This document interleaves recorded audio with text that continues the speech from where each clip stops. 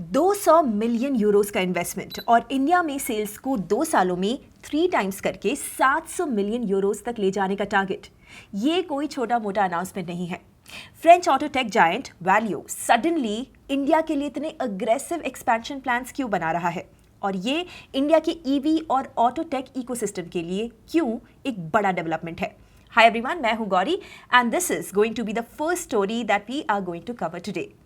Second story में airline sector के consolidation से उससे जुड़ा एक सेक्टर अब प्रॉब्लम में आ सकता है एंड दैट इज OTA यानी कि ऑनलाइन ट्रैवल एजेंट्स का सेक्टर। एयरलाइंस डायरेक्टली कस्टमर्स को अपनी वेबसाइट और ऐप पर खींचने की कोशिश कर रहे हैं। तो क्या इससे OTAs का रोल कम हो सकता है या फिर कंपैरिजन कल्चर और कन्वीनियंस OTAs को अभी भी पावरफुल बनाए रखेंगे। थर्ड स्टोरी में इंडिया के 60 बिलियन रुपीस के ई रिटेल मार्केट में जहां 27 करोड़ से ज्यादा लोग ऑनलाइन शॉपिंग कर रहे हैं, अब प्लेटफॉर्म्स पीछे नहीं रहना चाहते और यहां पर एंट्री होती है प्लेटफॉर्म ओन ब्रांड्स की। क्या ये ब्रांड्स रेगुलेटरी अप्रूवल और साथ ही कंज्यूमर ट्रस्ट को अर्न कर पाएंगे? We will C.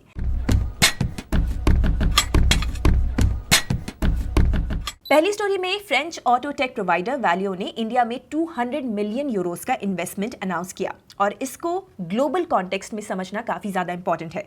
So global auto industry transform हो रही है with electrification, AI, autonomous features and sustainable mobility. लेकिन इंटरेस्टिंग बात यहाँ पर यह है कि इस ट्रांसफॉर्मेशन का एपिसेंटर सिर्फ चाइना या यूरोप नहीं, इंडिया भी रैपिडली इक्वेशन में आ रहा है और वैल्यू के अकॉर्डिंग इंडिया की स्पीड ऑफ ट्रांसफॉर्मेशन रिमार्केबल है और इसीलिए इंडिया में वैल्यू का plan localisation plus R&D plus advanced manufacturing का है। इसका मतलब ये सिर्फ इंडिया में असेंबल नहीं करना चाहते बट यहीं से टेक्नोलॉजी को डेवलप करना चाहते हैं, मैन्युफैक्चर करना चाहते हैं और फिर ग्लोबल OEMs को सर्व करना चाहते हैं। उन्होंने पुणे फैसिलिटी में नए प्लांट को कमीशन किया है और डेडिकेटेड E-एक्सेल प्रोडक्शन लाइंस भी स्टार्ट की हैं। ये डायरेक्टली महिंद्रा एंड महिंद्रा के बॉर्न इलेक्ट्रिक प्लेटफॉर्म से लिंक्ड है। सो वैल्यू M&M को इलेक्ट्रिक पावर ट्रेन्स और onboard charger combo unit supply करेगा। इस डील की total order value close to $1 billion है और सिर्फ एक सिंगल स्ट्रेटेजिक पार्टनरशिप से इतना स्केल मिलना सीरियस पोटेंशियल दिखाता है। But why India? So India EV adoption के early but fast growth phase में है।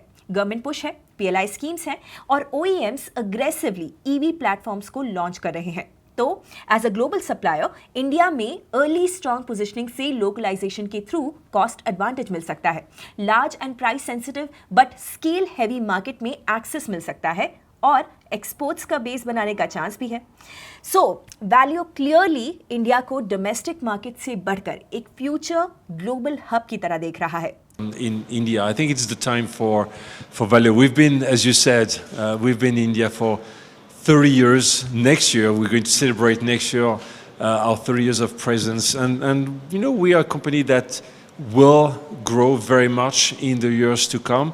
Because not only the automotive industry is growing at a very fast pace in India, but as well because the content per car is changing, because the car is becoming more and more technology oriented in India, with acceleration of EV, with acceleration of a safer car, advanced driving assistance system, and this is what Valeo can bring to the Indian market and to the automotive industry. So very excited about our growth prospects in India. और ये investment सिर्फ capacity बढ़ाने के लिए भी नहीं है, ये इनके 2028 के बियॉन्ड हाई ग्रोथ स्टेज की प्रिपरेशन भी है। फ्रेंच प्रेसिडेंट इमैनुअल मैक्रोन के इंडिया विजिट के कॉन्टेक्स्ट में ये अनाउंसमेंट आया। This shows that India France strategic partnership defence, tech, AI manufacturing जैसे एरियाज में डीपन हो रही है। So this is also a part of broader trade and technology alignment story. दूसरी स्टोरी में एयरलाइंस और ऑनलाइन ट्रैवल एजेंट प्लेटफॉर्म्स एक interesting tug of war में है। आज इंडिगो के पास 60% से ज्यादा मार्केट शेयर है, एयर इंडिया ग्रुप ऑलमोस्ट 30% पे है। तो एयरलाइन इंडस्ट्री अब लगभग डुओपोली बना चुकी है।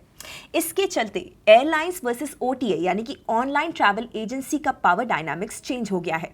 वही एयरलाइंस जो पहले बिजनेस के लिए OTAs जैसे कि MakeMyTrip, Ixigo, Cleartrip, EaseMyTrip and Yatra पे डिपेंडेंट थे, वो अब खुद इन OTAs का ही बिजनेस डिस्टर्ब कर रहे हैं। And they are doing so by aggressively pushing the direct booking, by giving cheaper fares on their own platforms. In fact, Indigo ने exclusively अपनी वेबसाइट और ऐप पे upfront सर्विस को लॉन्च किया है with extra legroom, meal, more baggage and flexible change. Targeted AI promo codes direct email पे भेजे जा रहे हैं जो OTAs पे अवेलेबल नहीं होते। तो इनका लॉजिक ये है कि अगर कस्टमर डायरेक्टली एयरलाइन पे बुक करेगा तो कमीशन बच जाता है, कंट्रोल मिलता है, डेटा भी मिलता है और क्रॉस सेल अपॉर्चुनिटीज भी मिलती हैं। बट रियलिटी एक्चुअली थोड़ी सी डिफरेंट है। लास्ट 10 सालों में इंडिगो की डायरेक्ट बुकिंग शेयर रफली 12% से सिर्फ 18% तक आई है। This shows that needle slowly he move हो रही है और इसका रीजन ये है कि कस्टमर यानी कि मैं और आप कंपैरिजन चाहते हैं। आप एक एयरलाइन वेबसाइट पे जाके दूसरी एयरलाइन का फेयर कंपेयर नहीं कर सकते। OTAs एक डैशबोर्ड है, उनका काम करते हैं जहां पर सारी एयरलाइंस एक जगह पर मिल जाती हैं। प्लस OTAs के पास better bank offers, EMI options, cross combo deals और लॉयल्टी वॉलेट कैशबैक भी तो है। ये कन्वीनियंस और प्राइस कंपैरिजन हैबिट को चेंज करना बिल्कुल भी इजी नहीं है। लेकिन अब OTAs की साइड से देखें तो airline commission margins already shrink हो चुके हैं। Domestic ticket margin less than 0.25% है। इसलिए ट्रैवल पोर्टल्स अब दूसरे एरियाज में फोकस शिफ्ट कर रहे हैं। दिस इंक्लूड्स इंटरनेशनल फ्लाइट्स जहां पर उन्हें 1.5% मार्जिन मिलता है, होटल्स जहां ओवर 4% मार्जिन होता है और हॉलिडे पैकेजेस जहां पर 10% से ज्यादा मार्जिन होता है। तो फ्लाइट्स लैडर है, रियल मनी होटल्स और पैकेजेस में है। ऐसे में इक्सिगो ने $100 मिलियन रेज कर लिए हैं। ईज माई ट्रिप एक्सपेंशन के लिए 500 करोड़ रुपीस रेज कर रहा है और क्लियर ट्रिप के पीछे वॉलमार्ट बैक्ड फ्लिपकार्ट है। तो इस OTA सेक्टर में कंपटीशन भी काफी ज्यादा इंटेंस होने वाला है। लेकिन एक चीज यहां पर क्लियर है, फ्लाइट बुकिंग्स का डायनामिक्स फंडामेंटली चेंज हो रहा है। एक तरफ एयरलाइंस कस्टमर्स को खुद के ही प्लेटफॉर्म के थ्रू फ्लाइट बुकिंग करने के लिए इनकरेज कर रहे हैं, वहीं दूसरी तरफ OTAs यानी कि ऑनलाइन ट्रैवल एजेंट्स भी ज्यादा मार्जिन्स वाले दूसरे रेवेन्यू सेगमेंट्स पे मूव ऑन कर रहे हैं।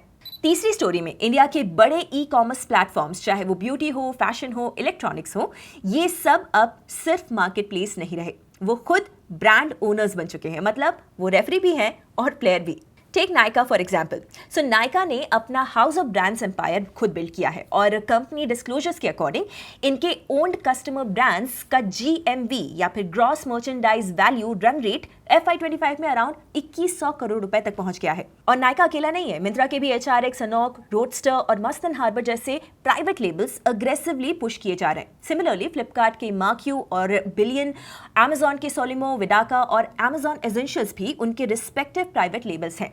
तो जब कंज्यूमर कोई प्रोडक्ट सर्च करता है तो प्लेटफॉर्म के पास 3 एडवांटेजेस होते हैं: कंज्यूमर डेटा का deep access, search ranking control और अपने ही ब्रांड्स की ओनरशिप। अब ये लीगली थोड़ा सा प्रॉब्लमैटिक भी है। कंपटीशन कमीशन ऑफ इंडिया ने 2020 में इस डुअल रोल पे कंसर्न रेज किया था कि जब मार्केट प्लेस खुद ही कॉम्पिटिटर भी बन जाएंगे तो न्यूट्रलिटी कैसे मेंटेन होगी। ऑफिशियली प्लेटफॉर्म्स ये कहते हैं कि एल्गोरिदम पूरी तरीके से न्यूट्रल है, but structurally power asymmetry exist तो करती है और इसका इम्पैक्ट पड़ता है small and mid sized third party brands पे। अगर आप एक new D2C skin care brand हो और आप सिर्फ एक ही प्लेटफॉर्म पे डिपेंडेंट हो तो एक एल्गोरिदम ट्वीक आपको ओवरनाइट पेज 1 से पेज 5 पे भेज सकता है। इससे विजिबिलिटी गिरती है, सेल्स भी गिरती है और कस्टमर एक्विजिशन कॉस्ट भी बढ़ जाता है। इसीलिए एक्सपर्ट्स सिंगल प्लेटफॉर्म पे डिपेंडेंस को रिस्क कंसिडर करते हैं और मल्टी प्लेटफॉर्म प्रेजेंस को प्रेफर करते हैं। बट पिक्चर का एक दूसरा साइड भी है। इंडियन कंज्यूमर्स नाइव नहीं है। डिजिटली नेटिव जेन ज़ी या फिर मिलेनियल्स स्पॉन्सर्ड लिस्टिंग्स को इग्नोर करते हैं, रिव्यूज को पहले चेक करते हैं, प्राइसेस को कंपेयर करते हैं। सो फाइनली एल्गोरिदम के पास विजिबिलिटी का कंट्रोल है, प्लेटफॉर्म्स के पास स्ट्रक्चरल पावर है, लेकिन कंज्यूमर के पास ही ट्रस्ट का कंट्रोल है और लॉन्ग टर्म में ट्रस्ट ही ब्रांड बनाता है। इन्वेस्टर लेंस से इंडिया का e retail market globally second largest बन चुका है। स्केल काफ़ी ज़्यादा है, मैसिव है और प्राइवेट लेबल्स का मार्जिन प्रोफाइल ऑफन थोड़ा बेटर होता है क्योंकि इंटरमीडियरी कॉस्ट एलिमिनेट हो जाती है। इसीलिए प्लेटफॉर्म्स नेचुरली अपने ब्रांड्स को पुश करना चाहेंगे, बट रेगुलेटरी स्क्रूटनी भी बढ़ेगी, कॉम्पिटिटिव न्यूट्रलिटी का डिबेट भी इंटेंस होगा और अगर फ्यूचर में स्ट्रिक्टर रूल्स आ गए तो प्लेटफॉर्म्स को अपनी स्ट्रैटेजी शिफ्ट भी करनी पड़ेगी। इस वीडियो के लिए इतना ही। Firstly, French auto tech provider Valeo का 200 मिलियन यूरोज एक्सपेंशन अनाउंसमेंट एक सिग्नल है कि ईवी सेक्टर में इंडिया स्लोली असेंबली हब से technology plus design plus manufacturing hub बनने की डायरेक्शन में मूव कर रहा है। Secondly, airline industry IndiGo plus Air India के बीच कंसोलिडेट हो चुकी है। तो अगर एयरलाइंस अग्रेसिवली अपने वेबसाइट्स और एप्स को पुश करने लगे तो OTAs का रेवेन्यू मॉडल प्रेशर में आ सकता है। लेकिन अगर OTAs होटल्स और पैकेजेस में स्ट्रांग हो गए तो एयरलाइंस उनको इग्नोर भी नहीं कर सकती। थर्डली, प्राइवेट लेबल्स प्लेटफॉर्म्स के लिए ऑब्वियस स्ट्रैटेजी है, considering better margins, stronger control and deeper customer data. लेकिन जैसे जैसे इन हाउस ब्रांड्स स्केल करते जाएंगे वैसे वैसे प्लेटफॉर्म्स की न्यूट्रलिटी का सवाल और ज़्यादा बड़ा होता जाएगा। तो क्या ये प्राइवेट लेबल्स सर्वाइव कर पाएंगे? Let us know your thoughts in the comments. और ऐसे ही इंटरेस्टिंग स्टोरीज डेली देखने के लिए subscribe Upstox. Investment in securities market are subject to market risks. Read all the related documents carefully before investing.